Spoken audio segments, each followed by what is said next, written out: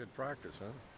We've had great practices. We have. We have really good practices. The energy is up there. I mean, we just got to make sure we get it in the right column on Saturday. So we should be smiling right now. UCLA with only 2 wins, what stands out about them that makes them dangerous? I missed the first part. I'm sorry. UCLA with just a couple of wins, what stands out about them that makes them dangerous? I mean, they're playing really good football right now. They got a big back. The quarterback's playing very well. And Spate, Dorian. Haven't seen him, but he can definitely move the ball with his feet, and the receivers are making plays, and they're scoring points. So it'll be a challenge for us, as it always is. It's kind of like last weekend that you didn't know exactly who their starting quarterback was going to be. I mean, how do you go from Spate and Dorian are a little different there? I mean, maybe more so than the two guys last week. How do you prepare and wait to see who comes running out? I mean, bottom line is that we got to play to our principles. I mean, our defense. You're gonna see different plays. Maybe the rope play, which we call it. Dorian will probably keep it a little bit more than Spate will. He'll hand it off. But at the end of the day, we're gonna be assignment, driven. So everybody has to do their job and just know that if Spate's in there, he may not, keep the ball, but he will. He has some time to keep you honest, and Dorian definitely will keep the ball on his own read. You haven't seen a quarterback that's going to run a lot for a couple weeks. I mean, obviously Tate didn't run a whole lot, and Minshew, and you guys haven't had kind of that dual threat as much as maybe Dorian could provide this week. I mean, but we prepared for it last week, even though we didn't know who was going to play. We still prepared for it, and we still have that in our system. We don't know who they're going to play, but it's just going to come down to us executing on defense. What's been the big difference for UCLA? Their struggles offensively early in the season, looking at the tape. Now that they've kind of started to come around, get some wins, what has changed offensively with them? We do a 4 or 5 game breakdown, and I mean, when I look at it, I mean, that's new coaching staff. They're trying to change the culture.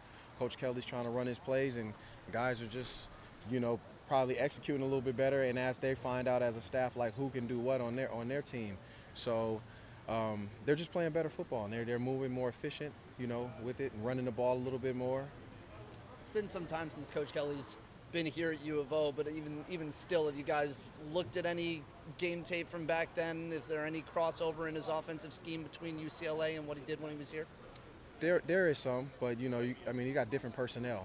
So like I said, we're looking at the games this year, not so much that he had when he was here. There's no DeAnthony Thomas on the field, I'll tell you that.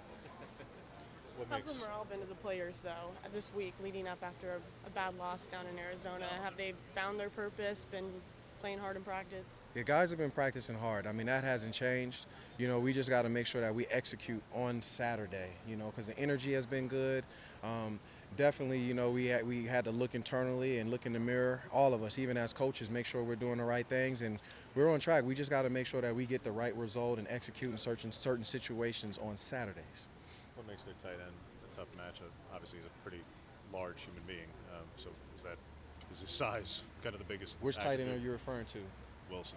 Caleb Wilson? Yeah. Caleb Wilson is a great kid. I'm actually friends with his dad, Chris, and he's athletic. He can run, and he can stretch the field. He's a really, really good receiving tight end, kind of like Spencer Webb is for us. But we got to do our job. We have to line up and play the right leverage, whatever the call is, and make sure we cover. Are there things you learned from Arcega-Whiteside in that matchup earlier in the season that you can hope to apply in this matchup with him? No, I wouldn't say that. I think that it doesn't matter. When the ball's in the air, somebody's got to make a play. Did you find encouragement that UCLA got shut down by Utah, and what could you learn from Utah? It doesn't matter what Utah did. It's a matter of what the Ducks are going to do Saturday. So that's the big thing. Things on Utah that you could utilize yourself. I mean, when I look at Utah, they play a lot of man. They do a great job disguising their coverages, but we're not going to look at the film and try to throw in what Utah did. It's all about us and how we play. So that's going to be the main focus always. One of your guys, Brady Breeze, moving down, playing a little linebacker. You feel like he's a physical enough guy? He can translate to that spot. Yeah, you know what? I mean, it's actually a duck position, which Lamar was playing, and Lamar has transitioned his body a little bit more. And put on some weight. And Brady, he did a good job. There were some things where it comes with experience where, you could play with a little better leverage and kind of know what plays are coming. But still, to have, just that week of preparation in there and then go in there and make some tackles, I think we think he did a good job, but always there's some growth that needs to happen. So I'm happy for him. I told him, and he was still in our stretch line, I told him, hey, you got to bump over 2 lines. Thanks, Coach. All right. Appreciate you guys. Thanks, Coach.